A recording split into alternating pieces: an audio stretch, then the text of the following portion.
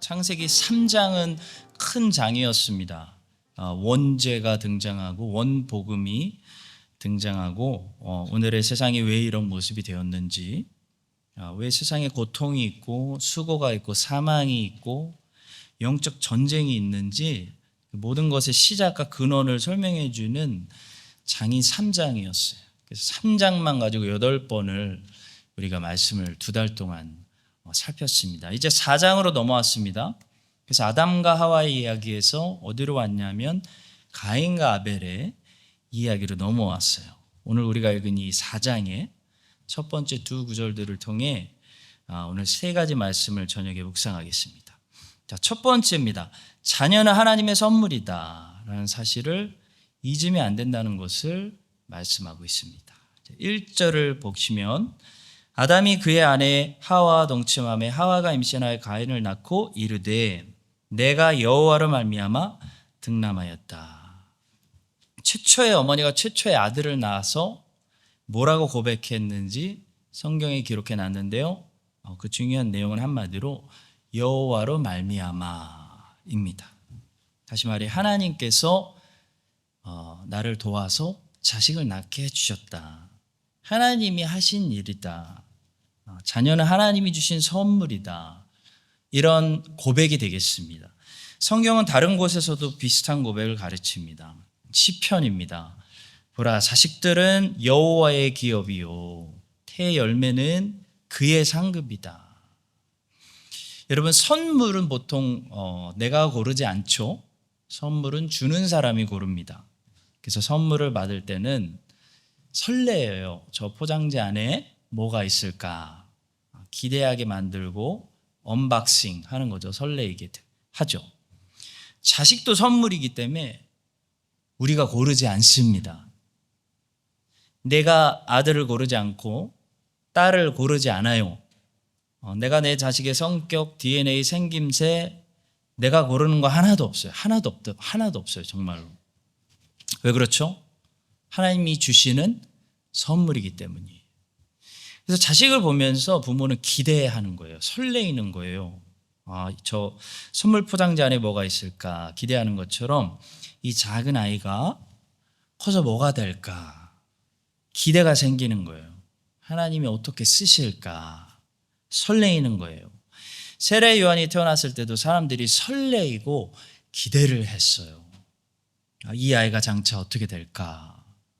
왜냐하면 하나님이 노년의 부부에게 주신 선물이었기 때문입니다. 듣는 사람이 다 이 말을 마음에 두며 이르되 이 아이가 장차 어찌 될까 하니 이는 주의 손이 그와 함께 하심이로라. 설레었어요. 성도 여러분, 자녀들을 바라보면서 하나님의 선물임을 잊지 마시기 바랍니다. 내가 고른 거 아닙니다. 내가 만든 것도 아닙니다. 하나님이 만드셨고 하나님이 보내셨어요.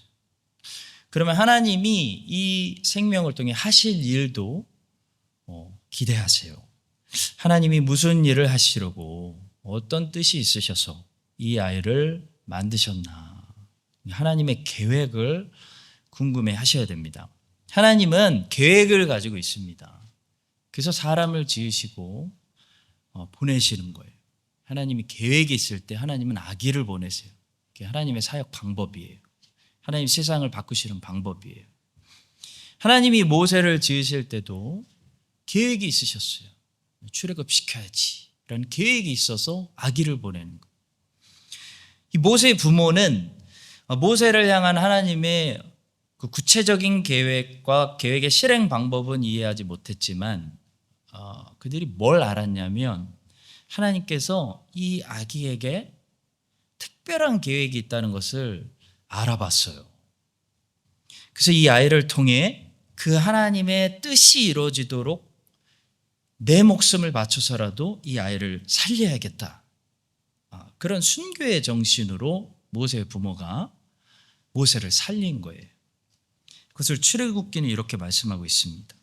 그 여자가 임신하여 아들을 낳으니 그가 잘생긴 것을 보고 3달 동안 그를 숨겼으나 이 출애굽기에서는 모세 어머니가 모세가 잘생긴 걸 보고 숨겼다 기록했는데요. 사도행전 7장의 스데반의 설교를 보시면 이렇게 다른 말로 표현합니다. 그때 모세가 낳는데 하나님 보시기 아름다운지라 그의 아버지의 집에서 석 달 동안 길리더니. 모세가 하나님 보시기에 아름다운 사람이다라는 것을 부모가 알아봤다는 거예요. 하나님이 뜻이 있고 계획이 있어서 이 아기를 보냈다. 알아봤어요. 그래서 출애굽기에서는 그의 어머니가 그를 숨겼다는 사실을 강조하고 있는데 사도행전에서는 그의 아버지의 집에서 그를 숨겼다는 것을 강조하고 있습니다. 그러니까 모세의 어머니와 아버지, 이 부모가 함께 하나님의 그 계획을 위해서, 하나님의 나라를 위해서 자기들의 목숨 바쳐 아기를 숨기는, 아기를 살리는 자신들의 소명을 감당했다는 거예요. 히브리서 11장은 위대한 믿음의 사람들의 행동을 기록한 장이죠. 이 믿음의 명예의 전당에 모세의 부모가 들어있다는 것은 우연이 아닙니다. 하나님을 기쁘게 해드리는 위대한 믿음을 이 모세의 부모가 소유하고 있었다는 거예요. 믿음으로 모세가 낳았을 때에 그 부모가 아름다운 아이임을 보고 석 달 동안 숨겨 왕의 명령을 무서워하지 아니하였으며, 왕의 명령을 무서워하지 아니하였으며, 이게 중요합니다. 우리 부모 여러분들, 자녀들을 키우고 계시거나 자녀들을 이미 다 키우셨거나 자녀가 없더라도 한인장로교회에서 영적인 자녀들을 함께 양육하는 모든 우리 성도 여러분, 모세 부모는 바로왕의 명령을 무서워하지 않고 어겼습니다. 왜냐하면 하나님이 보내신 이 소중한 아기를 하나님의 뜻대로 키우기 위함이었어요. 여러분들은 하나님이 주신 하나님의 자녀들을 하나님의 뜻대로 키우기 위해서 바로왕의 명령을 어길 준비가 되셨습니까? 그렇게 애들 키우면 큰일 나요. 애 뒤처져요. 애 대학 못 가요. 취직 어려워요. 애 연봉이 작아요. 그런 세상 말을 무서워하지 말고 하나님의 말씀을 무서워하시기 바랍니다. 세상의 모든 말들은요, 사실 바로왕의 명령과 비슷해서 결국 우리 자녀들을 나일강에 던져서 죽이라는 메시지예요. 겉으로는 자녀들을 행복하게 키우라는 메시지 같지만 하나님이 없는 이 세상의 메시지는요, 다 똑같아요. 결국 자녀들을 나일강에 던져 죽이라는 메시지와 같은 거예요. 자녀들을 돈 많이 버는 하나님 없는 나일강으로 던져서 죽이라는 거예요. 자녀들을 자기 욕심을 끝없이 채우고 하나님이 아니라 자신을 숭배하는 나일강에 던져 죽이라는 거예요. 자녀들의 모든 인생의 시간을 하나님의 나라가 아니라 자기 육체의 만족을 위해서 살다가 낭비하고 죽는 나일강에 던져서 죽이라는 메시지예요. 근데 모세의 부모는 그 바로왕의 명령을 무서워하지 않았다는 거예요. 거절했다는 거예요. 믿음 때문에. 그래서 모세를 살렸습니다. 하나님이 쓰실 수 있도록. 그것이 믿음이죠. 하나님이 주신 내 자녀들, 하나님께 드리는 것이 살리는 길입니다. 나일강에서 건지는 길이에요. 그것이 부모의 최고 사랑입니다. 자식에게도 최고로 만족스러운 자신의 소명을 성취하는 그런 영광스러운 길인 거죠. 히브리 자녀들을 나일강에 던져서 죽게 하라는 그 바로왕의 명령이 떨어진 그런 애굽 같은 세상에서 오늘 우리가 살고 있어요. 그렇기 때문에 자녀들이 자꾸 죽은 시체들로 나일강에서 나오기 때문에 어찌 보면 하나님께서 대한민국 부모들에게 더 이상 소중한 생명들을 안 맡겨주시는 것 같아요. 그래서 인구가 감소되는 그런 시대에 살고 있는지도 모르겠습니다. 하나님이 주신 이 선물인 자녀들을 우리가 바라보면서 하나님의 계획을 생각하고 하나님의 꿈을 생각하고 하나님이 우리에게 맡겨주신 이 소중한 천국의 씨앗들인 이 우리 자녀들을 모세 부모처럼 순교의 정신으로 하나님의 말씀으로 양육해가지고 우리 자녀들이 한 사람 한 사람 다 모세처럼 자라가지고 많은 생명을 데리고 복음의 문으로 들어오는 그런 크라이스트처치 한인장로교회 사랑하는 우리 모든 자녀들이 될 수 있기를 예수 그리스도의 이름으로 간절히 축복합니다. 자, 두 번째로 우리는 겉모습에 절대적으로 약합니다. 그래서 사람을 절대로 알아보지 못한다는 거예요. 하와는 여자의 후손의 약속을 믿고 있었기 때문에 첫 아들을 낳으면서 이 아들을 통해 뱀의 머리를 상하게 하고 다시 잃어버린 에덴으로 돌아갈 수 있을 것이라는 흥분된 기대를 했을 것입니다. 하와는 충분히 그럴 수 있었을 것이라고 생각합니다. 그래서 하와가 둘째 아이가 생겨서 둘째 아들을 낳았을 때 뭐라고 이름을 지었냐면요, 아벨이라고 이름을 지었는데 아벨이라는 이름의 뜻은 헛되다, 헛된 거, vanity라는 뜻이에요. 아마도 가인을 내가 이미 얻었으니 나는 이 아들을 통해서 승리하고 에덴 동산으로 돌아갈 거니까 다른 아들은 필요 없는데 너는 왜 나왔니? 우리는 너의 형을 통해서 에덴으로 돌아갈 거야. 아마 그런 의미로 하와의 짧은 지식으로 둘째 아들의 이름을 헛된 것, 아벨이라고 지었을지도 모르겠습니다. 근데 여러분은 어떻게 됐죠? 가인이 아벨을 쳐 죽여가지고 살인자가 됐어요. 하나님으로부터 쫓겨나서 아담과 하와에게 충격을 주고 부모를 떠나는 그런 사람이 되었습니다. 그리고 가인은 평생 성을 쌓고 하나님을 떠나서 하나님과 담을 쌓고 사는 그런 사람이 됩니다. 성도 여러분, 우리는 겉모습에 절대적으로 약한 사람들이에요. 그래서 사람을 알아보지 못합니다. 예수님을 유대인들이 왜 못 알아봤죠? 결정적인 이유가 있었는데 그가 갈릴리 출신 나사렛 사람이었기 때문이에요. 이게 예수님을 믿는데 굉장히 큰 장애가 됐어요. 너무 믿고 싶은데 나사렛 사람은 진짜 아닌 것 같아. 그의 부모가 겨우 요셉과 마리아였기 때문에 못 믿은 거예요. 예수님의 옷차림이 너무 평범했기 때문에 못 믿었어요. 예수님이 말이 아니라 겨우 나귀를 타셨기 때문에 도저히 못 믿어주겠는 거예요. 그래서 예수님을 못 알아봤어요. 성경에는 장자보다 둘째 아들이 하나님의 구속사역에 부르심을 받고 쓰임받는 도구가 되는 이야기들이 많이 나오죠.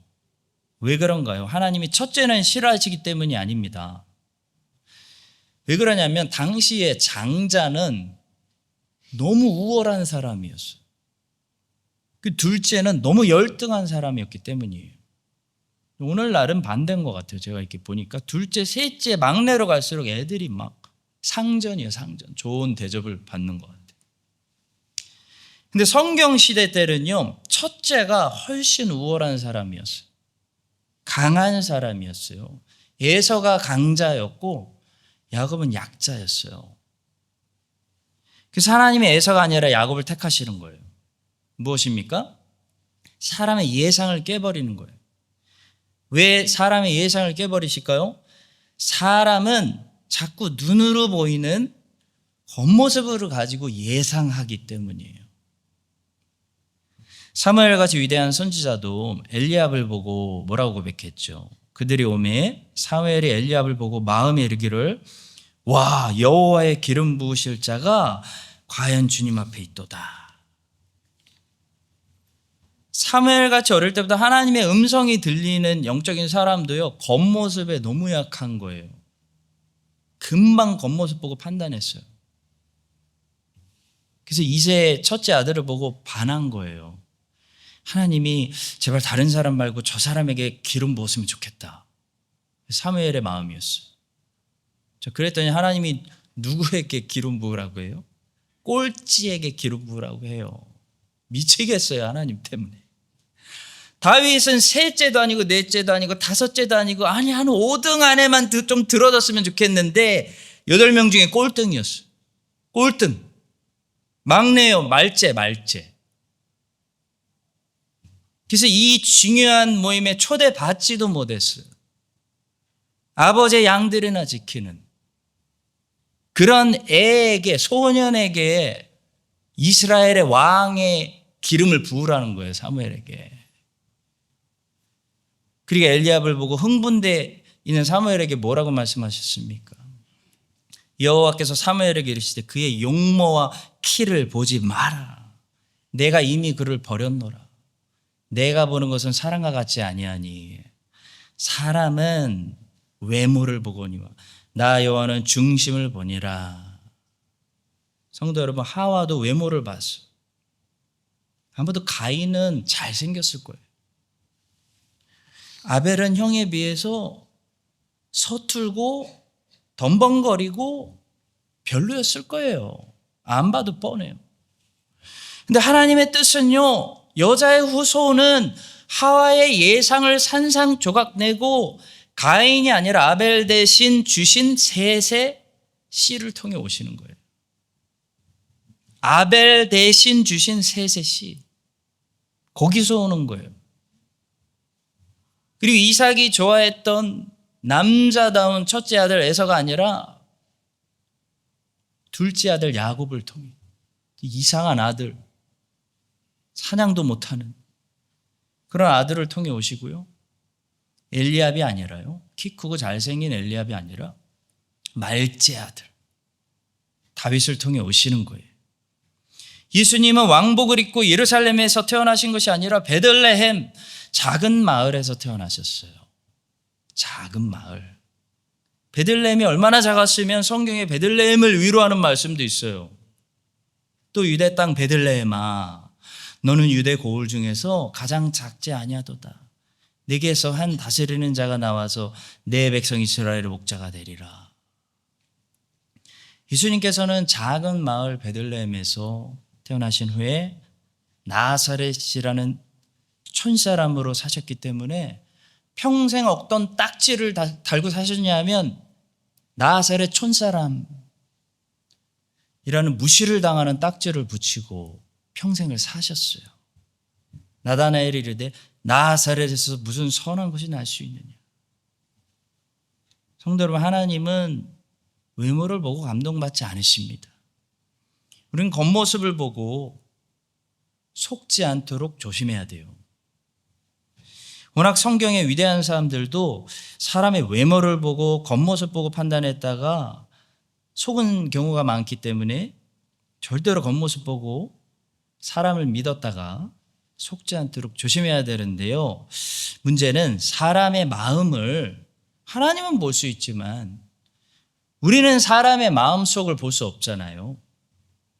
그러니까 겉모습을 보고 사람을 믿고 사람을 뽑고 사람을 세우는 실수를 하지 않기 위해서 우리가 할 수 있는 일은 무엇일까요? 바로 기도하는 거예요. 기도. 우리는 사람의 속 사람을 볼 수 없어요. 근데 하나님은 외모를 보지 않고 속 사람을 훤히 보고 계세요. 그래서 엘리압은 중심을 보시고 이미 버렸어요. 그래서 하나님께서 판단하시도록 우리는 기도해야 돼요.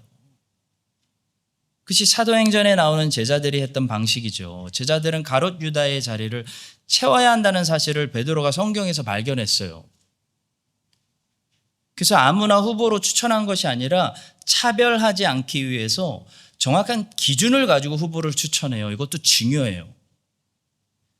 사도의 후보에 적합한 기준을 내세웠는데, 기준으로 무엇을 내세웠냐면 세례 요한의 세례 때부터 예수님의 승천 때까지 항상 우리와 함께 다니던 사람, 이게 기준이었어요.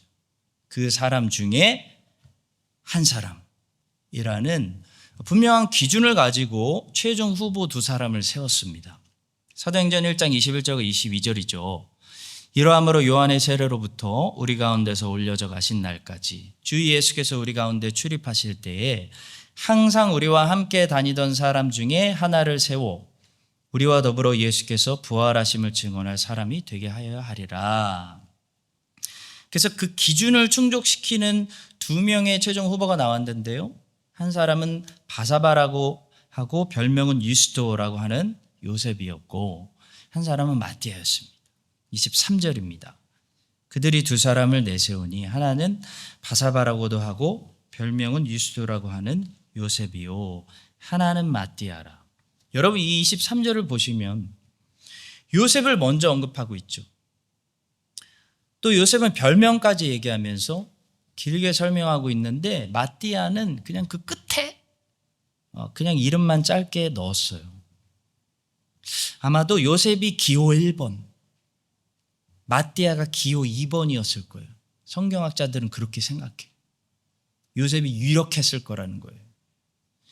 그러니까 육체적으로 보면요, 요셉이 더 적합한 사람으로 보였을 수도 있었다는 거예요. 요셉이 아마도 더 활동적이었을 거예요. 더 목소리도 컸을 것 같아요. 사도들과 친분도 있었을 것 같아요. 서로 별명도 주고받으면서 친하게 지낸 가까운 사람이었을 수도 있다는 것이에요. 근데 여러분, 사도들은 기도했어요. 기도. 주님의 뜻을 구했어요. 그때 누가 선택되냐면 의외로 요셉이 아니라 마띠아가 12번째 사도로 들어가요. 24절입니다. 그들이 기도하여 이르되 묻 사람의 마음을 아시는 주요. 이 두 사람 중에 누가 주님께 택하신 바 되어 하고 26절에 제비 뽑아 마띠아를 얻으니 그가 11사도의 수에 들어가니라. 주님은 사람의 마음을 아시는 유일한 분이세요. 우리가 겉모습을 보고 기도 안 하고 겉모습 보고 사람 잘못 세우는 그런 실수를 하거나 하와처럼 아벨보다 가인에게 더 큰 기대를 했다가 완전히 실망하고 무너지는 그런 잘못된 판단을 하지 않기 위해서는 항상 교회는요, 사람의 마음을 아시는 주님께 기도해야 되는 거예요. 기도. 우리는 겉모습 보고 100% 실수한다니까요. 기도해야 되는 거예요. 성도 여러분, 우리 자녀들이 겉으로 공부 잘한다고 해서 내가 보기에 착한 아이라고 해서 신앙인일 거라는 착각을 해서는 안 돼요. 내 말 잘 들을 수 있어요. 근데 하나님을 향해 반감을 가지고 있을 수도 있어요. 부모에게 겉으로 순종하는데 하나님께 반항하는 속사람을 가지고 있으면서 언제 본색을 드러내게 될지 아무도 몰라요. 겉모습이 다가 아닙니다. 겉으로 사춘기 때 방황도 하고 도덕적이지 않아도 그 아이의 속사람이 하나님을 알고 신앙이 있는지를 우리가 항상 기도하면서 살펴야 돼요. 정말 괜찮게 보이는 아이들이 하나님 앞에 가인일 수 있어요. 정말 우리 눈에 별로인 평범한 애들이 하나님 보실 때는 하나님께 온전한 제사를 드리는 아벨일 수가 있어요. 항상 기도하고 깨어있지 않으면 우리는 다윗을 무시하고 엘리압에게 막 기름을 붓는다든지, 예수 그리스도를 절대로 나사렛에서 찾지 않고 어디 가서 찾아요? 예루살렘 왕궁에 와가지고 왕복 입고 있는 예수 그리스도를 찾아다닐지 몰라요. 보이는 게 다가 아닙니다. 외모를 조심합시다. 신앙생활이라는 것은 겉모습이 아닙니다. 하나님은 마음을 보시고 중심을 보시고 우리의 속사람, 우리의 영, 이게 교만한지 겸손한지, 잘나서 자기 혼자 서 있는지, 아니면 이 영이 상해서 가난해서 하나님을 절대적으로 의지하며 서 있는지, 그 영을 보세요. 말투는 겸손하게 하지만 굉장히 교만하게 서 있을 수 있는 거예요. 여러분과 제가 이 사실을 기억하고 항상 깨어서 기도함으로 우리 자녀들의 속사람을 살피고, 사람들을 세울 때도요, 겉모습이 아니고 외모가 아니고 정말 기도함으로, 온 교회가 기도함으로 하나님이 세워주시도록, 하나님의 뜻대로 요셉이 아니라 마띠아를 세우는 그런 하나님의 사람들이 되시기를 예수님의 이름으로 축복합니다. 자, 마지막 세 번째는 직업을 잘 선택해야 한다는 사실도 배워요. 오늘 본문 말씀에는 2절에는 직업이 나옵니다.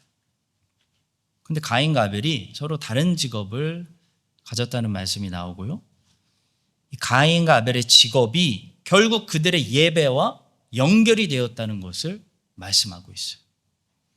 가인은 농부였고 아벨은 목자였습니다. 이것이 그들의 직업이었습니다. 그래서 가인은 농사에서 지은 소제물로 하나님께 제사를 드렸고, 아벨은 양으로 하나님께 제사를 드리게 됐죠. 그 제물 자체에 어떤 문제가 있는 것은 아니에요. 레위기 제사에 보면 동물도 제물이 될 수 있지만 곡식도 소제물이 될 수가 있어요. 이 가인과 아벨의 제사의 여부는 다음 시간에 우리가 살펴보겠지만 제물의 차이가 아니에요. 가인과 아벨의 차이예요. 그러나 직업이 우리의 예배와 분명한 연결이 되어 있다는 사실은 부인할 수가 없습니다. 그래서 우리는 가능하면 하나님과 멀어지는 직업이 아니라 하나님과 가까워지게 만드는 직업을 선택해야 한다는 말씀이에요. 만약에 직업이 예배를 도와야 되는데 예배에 방해가 돼. 과연 내가 이 직업을 가지고 내가 예수님의 제자로서 계속 살아야 하는가? 기도해 보셔야 된다는 거죠. 매튜 헨리는 좋은 주석을 여기에 달았어요. 아벨은 깊은 생각과 경건한 생활과 가장 친숙한 직업을 택하였다. 모세와 다윗도 양떼를 먹였고 홀로 그 일을 하는 중에 하나님과 교제하였다. 주목하라. 우리의 영혼을 위하여 가장 좋고 죄에 가장 덜 노출되며 또한 하나님을 섬기고 그를 누릴 기회를 가장 많이 주는 그런 직업이나 삶의 처지가 우리에게 가장 좋으며 따라서 그런 것을 택하여야 할 것이다. 잘 썼죠. 성도 여러분, 직업은 우리의 예배와 깊은 연결이 있습니다. 실컷 좋건. 직업이 우리의 예배를 돕고 있나요? 한번 생각해 보세요. 직업이 죄에 가장 덜 노출된 직업입니까? 아니면 죄의 유혹이 심각하게 많은 직업입니까? 예수님의 수제자들, 예수님이 가장 흔들어 쓰실 수 있었던 수제자들을 보시면요, 직업이 뭐였죠? 어부였어요, 어부. 네. 여러분, 이게 그냥 우연이 아니에요. 오늘 마지막으로 이 어부에 대해서 좀 말씀드리려고 해요. 예수님께 가장 많이 쓰임 받은 베드로, 안드레, 요한, 야고보는 직업이 어부들이었어요. 우리는 어부라는 직업을 좀 하찮게 여기고 잘 몰라서 구약에 나오는 모세, 요셉, 다윗 이런 사람들에 비교해서 무시하는 경향이 있는데요. 사실 주님의 눈으로 보면요, 이게 최고의 직업이에요. 어부들이 정말 주의 일을 잘 감당하기에 제일 적합한 사람들이었어요. 어부라는 직업을 가진 사람들은 평생 무엇을 훈련받았었냐면요, 첫 번째, 팀플레이, 협력, 협동 능력이 뛰어난 사람들이었어요. 당시에는 그물로 물고기를 잡았어요. 근데 그물 자체가 너무 무거워요. 그래서 절대로 이거 혼자 일하는 사람들이 아니었습니다. 싫어도 나와 잘 안 맞아도요, 잘 어울려서 이 녹아 들어가서 어떤 사람을 파트너로 갖다 붙여놔도 팀 플레이를 잘하는 사람들이었다는 거예요. 여러분, 사람 낚는 어부들이 모이는 교회도 마찬가지예요. 이걸 아셔야 돼요. 교회에서 제일 힘든 사람이 누군지 아세요? 혼자 똑똑한 척하는 사람이에요.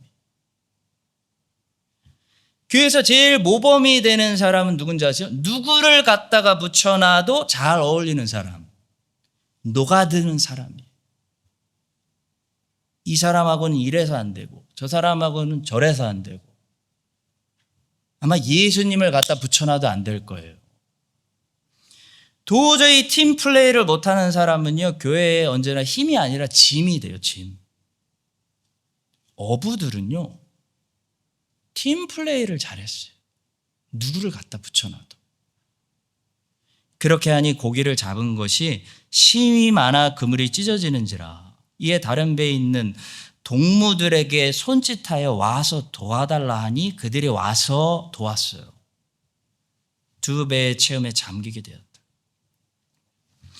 누구를 붙여놔도 하나님께서, 어디를 보내놔도, 누구를 만나게 해주셔도 맨날 부딪혀서 힘들게 하는, 자기가 강한 사람이 되지 마시고, 하나님께서 누구를 붙여놔도, 어떤 팀을 만들어놔도 잘 지내는 사람들이 있어요. 팀을 살려내는 사람들이 있어요. 팀 플레이를 잘하는 그런 주님의 제자들이 되시기를 주님의 이름으로 축복합니다. 또 어부라는 직업을 가진 사람들은 인내하는 사람들이에요. 끝내주는, 끈기가 있고 기다릴 줄 아는 사람. 여러분, 이 고기라는 게 내가 원하는 시간에 나오는 게 아니잖아요. 고기가 원하는 시간에 나와요. 그러니까 어부들은 기다리는 거예요. 농부도 마찬가지입니다. 수확의 그 시즌을 기다리는 거예요. 그래서 야고보서는 인내를 가르칠 때 농부의 인내에 대해서 말씀한 적이 있습니다. 그러므로 형제들아, 주께서 강림하시기까지 길이 참으라. 보라, 농부가 땅에서 나는 귀한 열매를 바라고 길이 참아 이른 비와 늦은 비를 기다리나니 너희도 길이 참고 마음을 굳건하게 하라. 주의 강림이 가까우니라.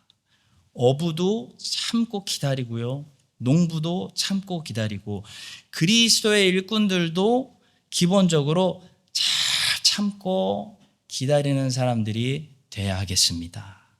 급한 사람들은요, 사역 못해요. 사역하시면 안 돼요. 못 기다리는 사람들, 자기가 주체가 안 되는 사람들,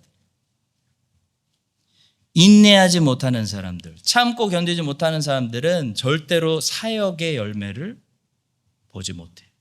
절대로 수확의 열매, 물고기를 만나지 못해요. 사역은요, 절대로 빨리 되는 게 아닙니다. 뭐 1년, 2년 안에 되는 거 아니에요. 급한 사람들은 사역 못합니다. 예수님의 제자는, 복음의 일꾼은 인내하고 참고 기다릴 줄 알아야 됩니다. 세 번째로 어부들은 모험심 있는 사람들이었어요. 여러분, 이것도 중요해요. 이 사람들은요, 미지의 바다를 향해 막 돌진하는 사람들이었어요. 막 나가는 사람들이었어요. 가자, 나가보자. 막 자신을 던지는 사람들이었다. 막 파도를 미리 걱정하고 두려워하는 그런 사람들이 아니었다는 거예요. 그럼 물고기 못 잡아요. 예수님이 부르셨을 때 어부들은 어떤 반응을 보였죠? 막 버리고 떠나는 과감한 사람들이었다는 거예요. 여러분, 이게 대단한 거예요. 그들이 곧 그물을 버려두고 예수를 따르니라. 그들이 곧 배와 아버지를 버려두고 예수를 따르니라. 이게 아브라함의 신앙이죠. 성도 여러분, 도전을 싫어하고 모험적이지 않은 사람들은 안정적이지만 발전이 없어요. 그리스도인은 사실 안정을 추구하면 안 돼요. 그리스도인은 발전을 추구해야 돼요. 발전은 성경의 언어로는 성장입니다. 성장. 계속 자라나야 한다는 거죠. 믿음도 지금보다 더 자라나야 되고, 성품도 자라나고, 인생도 자라나서 더 많은 달란트를 맡아야 되고, 더 많은 열매를 맺어야 한다는 거예요. 이게 그리스도인의 인생이에요. 안정을 추구하면 안 돼요. 그러려면 안정을 추구하지 말고 주님이 넥스트 레벨로 오라고 하시는 그 불완전한 세계로, 미지의 세계로, 저 바다로 자신을 던지는, 계산하지 않고 그냥 던지는 그런 과감한 결단이 필요합니다. 그건 무모한 게 아니라 과감한 거예요. 과감한 거. 왜냐하면 대책 없이 던지는 게 아니거든요. 주님을 믿고 던지는 거잖아요. 주님께 나를 던지는 거예요. 그래서 무모한 게 아니고 대책이 있는 거고, 더 확실한 대책이 있는 거고, 과감한 거죠. 그리스도인들은 그렇게 살아야 됩니다. 여러분, 이 땅에서 안정을 추구하지 마십시오. 주님이 넥스트 레벨로 오라 하시면요, 그냥 다 던지고 가는 거예요. 계산하지 말고 주님 신뢰하고 자기를 던지며 미지를 향해 나아가는, 그래야 발전이 일어나요. 성장이 일어나요. 더 넓은 지경을 향해 나아가시는 그런 개척자 정신이 우리에게 필요합니다. 마지막으로 어부들은 부지런한 사람들이었습니다. 게으름하고 전혀 거리가 먼 사람들, 어부들입니다. 새벽부터 일어나고 열심히 일하는 사람들입니다. 여러분, 게으름은 무서운 죄입니다. 그리스도인은 절대로 이 땅에서 잠이 들면 안 됩니다. 게을러지면 안 된다는 거예요. 내가 게을러지는 것 같다, 옛날보다. 여러분, 깨어나셔야 돼요. 게으름 피면 안 되고 조는 거예요. 마지막 날로 갈수록 깨어 있어야 됩니다.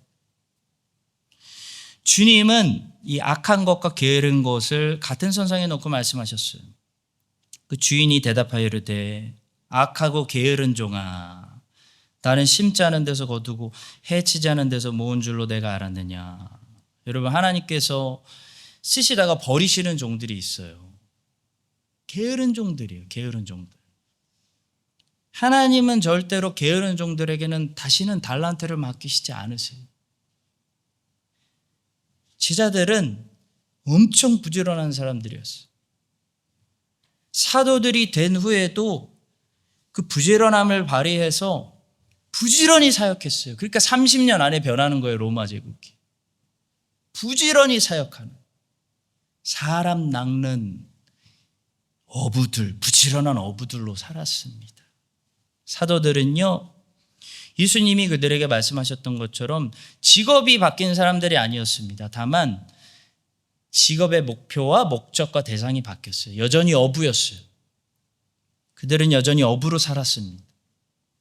다만 이전에는 갈릴리라는 바다에서 고기 잡던 어부였는데, 나중에는 로마 제국이라는 이 큰 바다에서 사람 낚는 어부들로 산 거예요. 부지런하게. 미제 세계를 향해서 인내하면서 협동으로 산 거예요. 사랑하는 성도 여러분, 여러분들 어떤 직업을 가지고 계시는지 오늘 기도하시고 점검하시기 바랍니다. 또 직업을 준비하고 계시는 청년들, 오늘 말씀을 잘 기억하시기 바라요. 우리의 직업은 우리의 예배와 연결이 됩니다. 직업이 우리의 예배를 도와야지 막고 방해하면 안 되겠습니다. 여러분과 제가 평생에 죄에 가장 덜 노출되는 직업, 돈을 좀 덜 벌어도 죄에 덜 노출되는 직업을 가져야 됩니다. 또 하나님을 섬기고 하나님을 누리는데 가장 도움이 되는 그런 축복된 직업을 가지시기를 예수님의 이름으로 간절히 축복합니다.